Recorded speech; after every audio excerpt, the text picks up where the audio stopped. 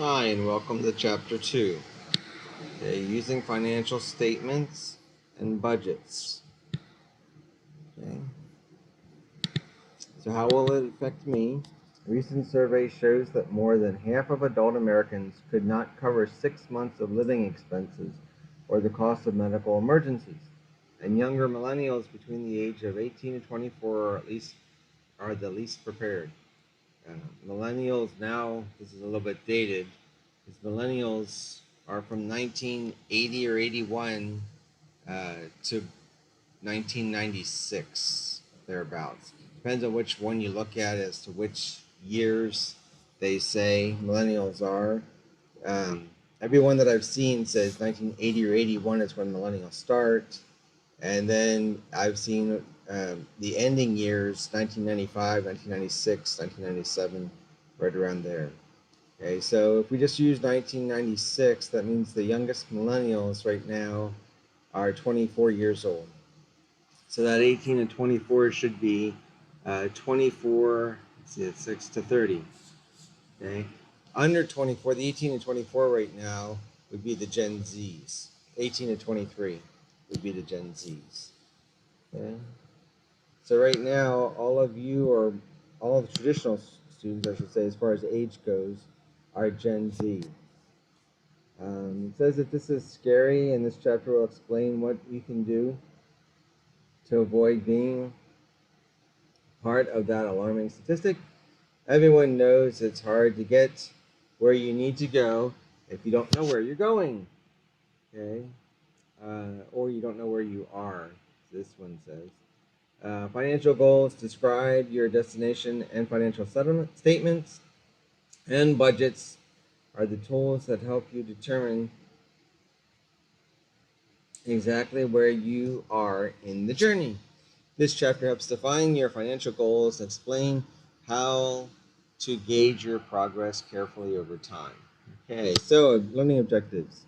Understand the relationship between financial plans and statements. Prepare a personal balance sheet. Generate a personal income and expense statement. Develop a good record-keeping system and use ratios to evaluate personal and financial statements. Construct a cash budget and use it to monitor and control spending. Apply time value of money concept to put a monetary value on financial goals. So if you, as we did in class, if you want to have $10 million in 25 years, using, I think we use 3% inflation rate, that's around 6.33 million now.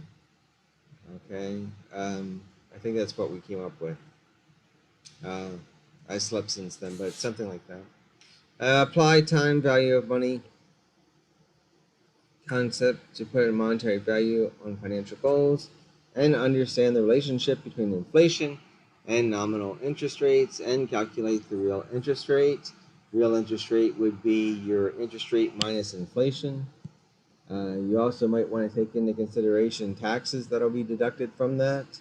So if you're getting a 4% interest rate and inflation is 2.5%, so that's a 1.5% interest rate. But if taxes take 30% of your income, so that's 30% of the 4%.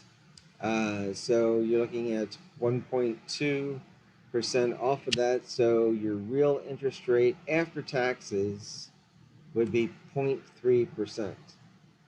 That's how much money you're accumulating. Okay, most of them don't include taxes, but that's something you need to keep in mind. Excuse me. Facts or fantasies? Where the balance sheet summarizes your financial condition at a given point in time.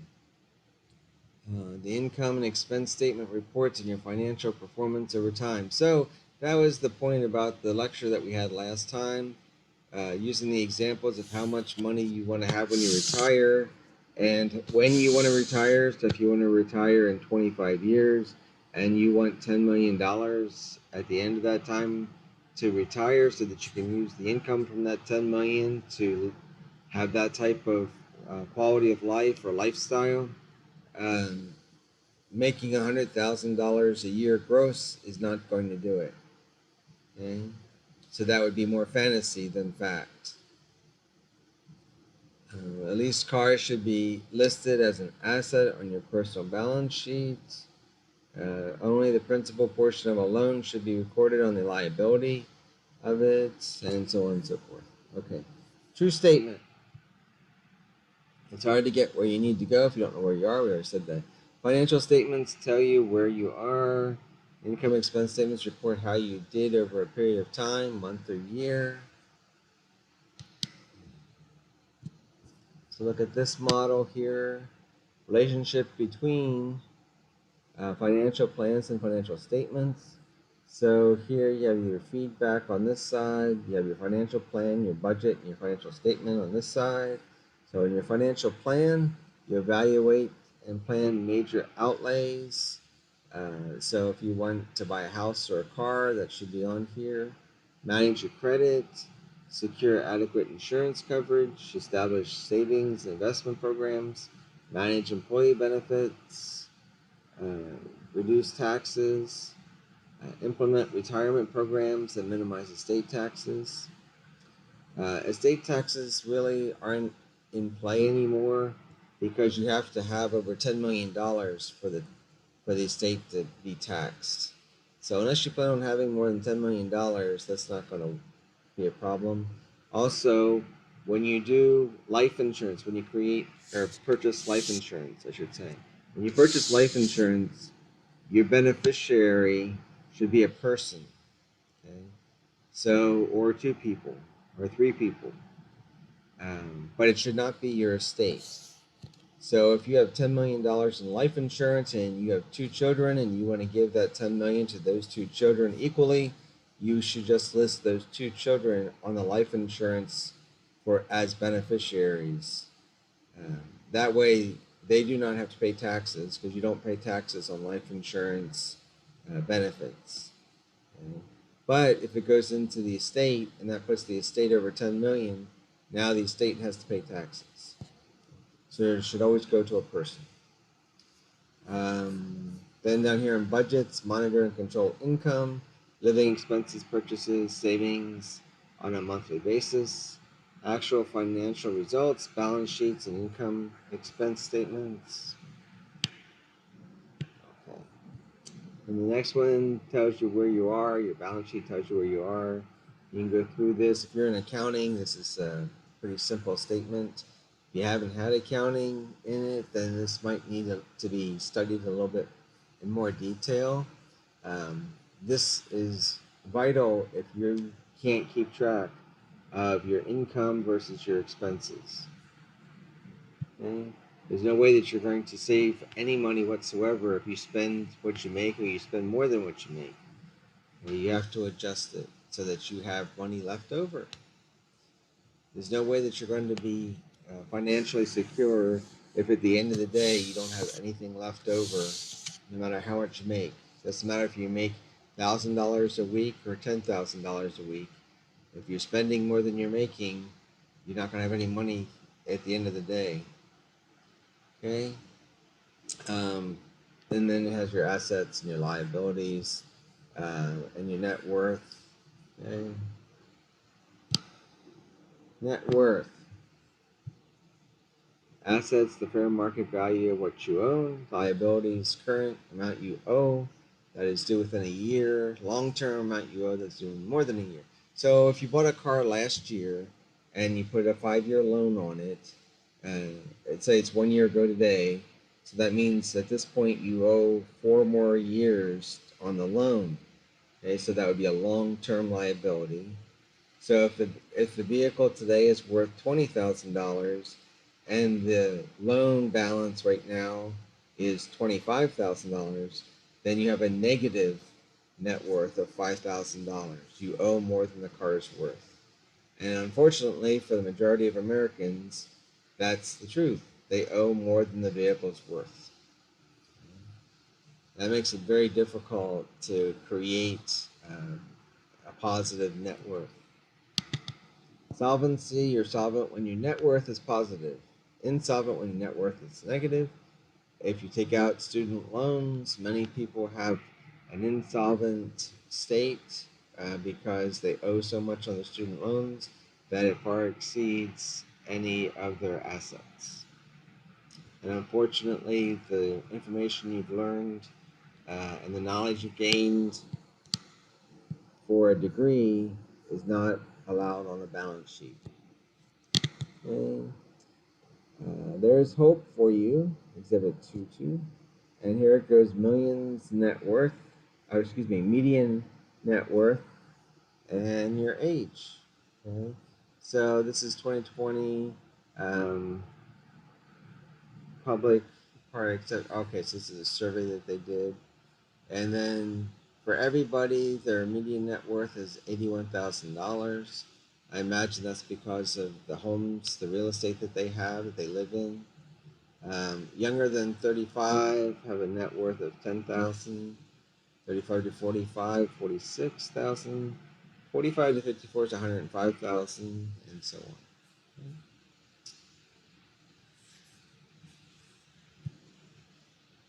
Income and expense statement, what you earn and where it goes. You should know where you're spending your money. Okay? You should know why you're spending it there. Cash surplus is an excess amount of income over expenses that results in increased net worth. Income is earnings received as wages, salaries, bonuses, commissions, interest and dividends, or gain or loss of the sale of an asset. Items are recurring, increases assets, and impact on liabilities. Future expenses are money spent on living costs and to pay taxes, pay for assets, or repay debt. And then your income statement, your major headings. So this, when you're creating your income statement, this is what you should be doing as far as your major headings go. Okay. If you're making this for somebody else, same thing. Now you're not going to use all of these. If you have no medical bills, then you're not going to put that in there. Okay? If you have medical expenses, even if it's a monthly prescription or a quarterly prescription that you have to buy, then you should have medical. Okay? If you don't get any bonuses or commissions, like being a teacher, there's no bonuses or commissions, you wouldn't use this. Okay, obviously, if you're not self-employed, that doesn't work either. So these are all the ones that are possible. You wouldn't use those. You'd only use the ones that are applicable. Okay, and then you create a pie chart showing exactly where all the money goes. Housing, 33%, transportation, 15%, food, 12%, and so on.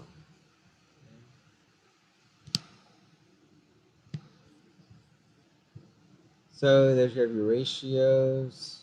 Solvency ratio of 40 to a ratio of 30 is good or bad.